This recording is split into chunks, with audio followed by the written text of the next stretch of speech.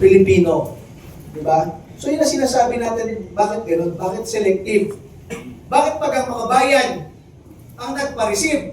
Talaga naman tinatawag pa lahat ng media doon sa house, nandun pa, may picture taking pa ng ganyan, and mabilis na re-receive. Nung nagpa-receive ng impeachment complaint, una, pangalawa, pangatlo, against Vice President Sara Duterte, received agad, kumpleto agad, and everything. It is a ministerial duty to receive. So yun lang po ang masabi natin, and I will give you copies of this para po mabasa ninyo at makita ninyo, alam nyo, ang hirap ay paliwanag eh. Kaya nga ini-invoke yung executive privilege, ang hirap ipaliwanag. Di ba? And pag hinayaan natin ganon, may mga susunod pa na pwedeng isakay na lang sa eroplano at ibigay sa kamay ng mga dayuhan. Kaya kailangan natin mag-file ng ganito para man lang may magpaliwanag. Alam niyo, masabi ko sa inyo, ninong ko si Bongbong Marcos. Inaanak kami ni Bongbong Marcos. Sa kasal. Sa kasal. Tapos, yung anak namin, ang ninong, kinakapatid namin si Sandro. Yun ang kauna-unang inaanak ni Sandro. Pero, masabi ko sa inyo, from 2016, Duterte Marcos kami, hindi kami Duterte Cayetano. Katulad ng tandem na Duterte Cayetano. Duterte Marcos talaga kami. Talagang supporters kami ng mga Marcos. Marcos loyalists kami. Bago pa kami naging Duterte supporters. Yung rally against Jim Paredes sa EDSA Shrine ng Duterte Youth, it is about the Marcos Burial, kung naalala ninyo. Yung rally sa Supreme Court, sa COMELEC, about recount, ang kasama doon Duterte Youth Red. Sa mga youth conventions namin, ang guest of honor namin, laging Amy Marcos lang and Bongbong Marcos. Ganun kami ka-Marcos loyalist. At syempre, noong 2022, kung dati Duterte Marcos, Marcos Duterte naman kami. Pero alam niyo, yung pakiramdam namin, yung parang nababasa namin sa social media na nabudol kami at nabudol ang maraming Pilipino. Kami sumuporta ng todo, kami nag-effort ng todo, katulad rin ng maraming Pilipino na nagtiwala, nagbigay ng trust, public trust sa ating Pangulo ngayon. Pakiramdam namin na betray yung public trust na ibinigay natin.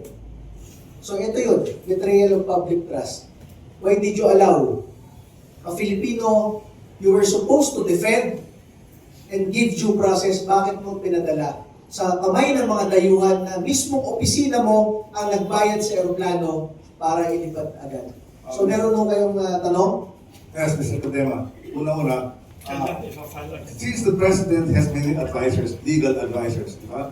Ano kaya ang reason nila or defense nila kung bakit nila pinayagan yun? Would you know? Or walang explanation? Hindi ko po alam. Kasi lahat naman sila invoking executive privilege. So wala nang sugot. Okay, lastly, yung appearance mo, what happens? Dahil sa hindi siya natanggap, no? What happens to him? Will you file again? Anong mangyari? Yes, we will file again. Ang problema, paano kung i-declare sa SecGen's office na wala lagi doon araw-araw si SecGen? At papasok siya sa Hunyo pa. Sir, Vic Suminta, Net 25, House Reporter. We asked, after you left the office of the Secretary General, we asked SecGen Reginald Velasco. The reply of the Secretary General through our Bible groups, I will read in photo. Our office was closed today due to EDSREP strat plan seminar attended by all the OSP staff will resume work on Tuesday, May 13.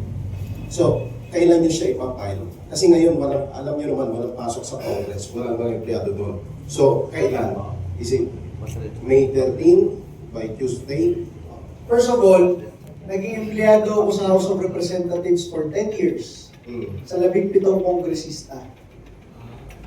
Ang opisina ng gobyerno, lalo na sa House of Representatives, ang session days niyan ay Monday to Wednesday only for members of the House of Representatives.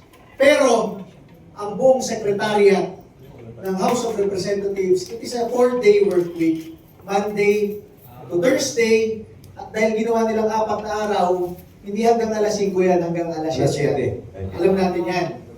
Pangalawa, nung dumating kami doon, bukas yung Office of the Secretary General, nandun yung 2 Deputy Secretary General, nandun yung mga staff, in-entertain kami for 1 hour. Alam nyo, hindi ko lang na-post yung mismong pagkausap sa amin. Mamaya, sa Viber group nyo, iseset ko pati photos kung paano kami ni-receive doon ng mga staff ng Office of the Secretary General. It is because you cannot declare that an entire government office is closed.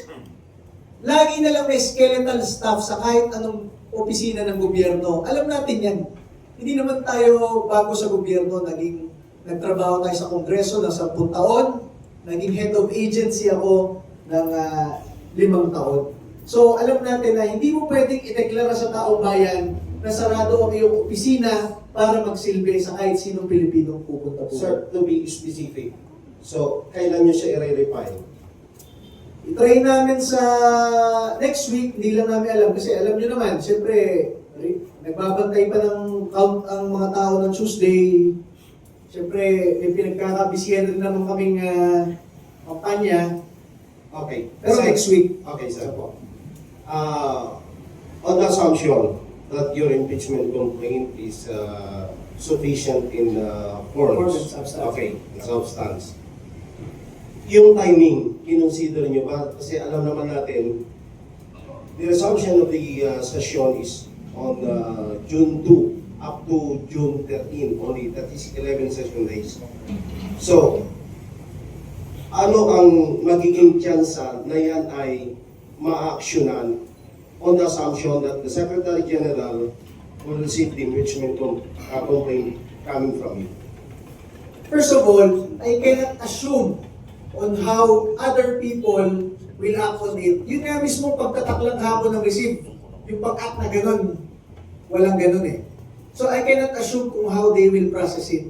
But what I can say is, pag sinabi nyo na mali yung timing, ibig sabihin nun, kailan ang timing? It is allowed to submit, we are all allowed to submit an impeachment complaint, kaso, grievances, or any letter to any government agency in every bukas yung government agency po na yun. Eto, may mga nagsasabi nga, minsan, o bakit kayo nag-file ng panukalang batas? Sa iba to, hindi sa amin. Bakit kayo nagpa-file ng panukalang batas sa huling taon ng Kongreso? Ang sagot ko doon, actually hindi ako yung nag-file, ibang kongresista. May nag-question lang. Sabi ko, alam mo, pag ganyan ang question mo, ibig mo sabihin, kahit anong issue ng taong bayan, kahit anong hinaing ng taong bayan, kailangan mo bang mamili ng timing or kailangan mo nang maging boses ng taong bayan sa oras na yon? Ibig sabihin, nagtatanong yung iba, bakit ngayon lang? O bakit ngayon mas maaga pa to sa susunod na Kongreso? Alam niyo, wala ang iba nagsasalita patungkol dito eh. Why do they question bakit kayo nagsalita sa oras na ito? Yun lang ang sinasabi natin. One last point from my end. Sir, I know you are aware kasi naging empleyado kayo ng House. So, supposed to be on the assumption, ni-receive ng Secretary General, forwarded to the House Speaker, with the remaining 11 days of session. And on the assumption, again, that it will be referred to the House Committee on Justice. Because according to House Rules on Impeachment Procedures, once the impeachment complaint reach the House Committee on Justice, it is deemed initiated. At kung magsasara, adjourned Senate J by June 13, mayroong, I know that you are aware of the 1-year ban on another filing of impeachment case on an impeachable official. What is your comment? I think it is, kailangan pa i-interpret yan. Kung baga, yung 1-year ban ba, will it not be brought up in the next Congress? Ganun ba yun? Kasi, on our observation as House reporters, any bill pending na nagsara ang sesyon ng, halimbawa, today is 19th Congress, it will be automatically papadala sa archive. And the next Congress, the 20th Congress, it's up to them to refine. My point, sir, is impeachment is different from the ordinary bill. Kasi once that impeachment complaint referred to the House Committee on Justice, it is already deemed initiated. And according to the House rules, once it is deemed initiated at hindi siya nadala sa Senado, iiral yung 1-year ban on any impeachable officials stated in the Constitution. So, what will happen? I think it's more in interpretation. Ang pagkakaiba nito sa libo-libong House Bill, yun ay proposal na kung anong gusto mangyari ng mga kongresista sa buhay ng ating bansa. Yes. Ito, may nire-raise tayong existing na issue sa ating bansa na alleged violations.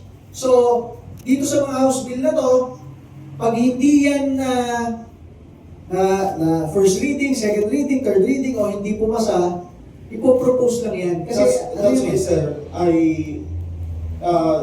bringing out ko yung issue niyan. Kasi, like for example, the present impeachment case against Vice President, the fourth impeachment na nakarating, the article of impeachment pending sa Senate. Then, magsasara ang 19th Congress, magbubukas ang 20th Congress. According to the legal luminaries of the House of Representatives, it should be decided to be decided by the Supreme Court kung yung impeachment complaint filed during 19th Congress, tatawid siya ng 20th Congress, kung valid yun. Kasi any action na nagsarang Kongreso, automatic mapapaliwala na unless i-verify. The point is, yun nga yung impeachment, mayroong impeachment rules and proceedings na sinusunod ang House of Representatives and the Senate na once it is being initiated at hindi siya na-actionan, may 1-year ban. Hindi kaya ganun ang gawin ni Secretary General na tatanggapin niya yan, i-refer nila kay Speaker, i-refer nila Committee on Justice, yan hindi nila actionan, being initiated siya, so may 1-year ban para hindi mapailan si PBBM ng new impeachment in the coming 20th Congress. I cannot assume on what the Secretary General's office will do. And katulad nga nung sabi ninyo, sino po yung legal luminaries na nagsabi na kapag nag-change One of the legal luminaries na nag is Justice Conchita Carpio Morales during the UP Forum, the former COMELEC Commissioner, matanda na ako. Pero yun ang sinabi ng dalawa. Yung isa na communicative sila yung bumuo ng 1987 Constitution.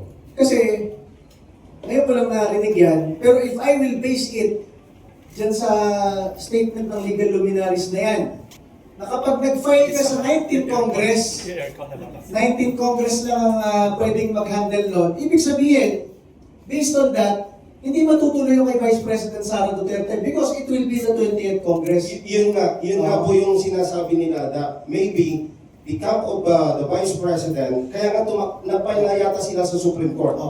And we will wait kung ano yung magiging pasya ng Supreme Court regarding that issue. Kaya ngayon nga sinasabi nila, that's why until now, the Senate President, hindi niya kinoconvene talaga na pwede naman daw i-convene kasi continuing body ang Senado. Kaya lang kasi, pag inabot siya ng 20th Congress, mayroon daw yung legal question na dapat Supreme Court ang mag-decide. Tulad din dyan sa impeachment complaint ninyo, sir, na, halimbawa, hindi nga tinatanggap pa. Kung assumption nga, natanggapin ni Sec Gen, at once na yan ay na-refer ni Speaker Romualdez sa Committee on Justice at nagsara ang 19th Congress, being initiated, and then according to House rules, hindi siya, may 1 year ban eh. Okay. Alam niyo, napakaganda nung sinabi niyo. And kung doon natin ibabase, ngayon ko lang narinig yun eh.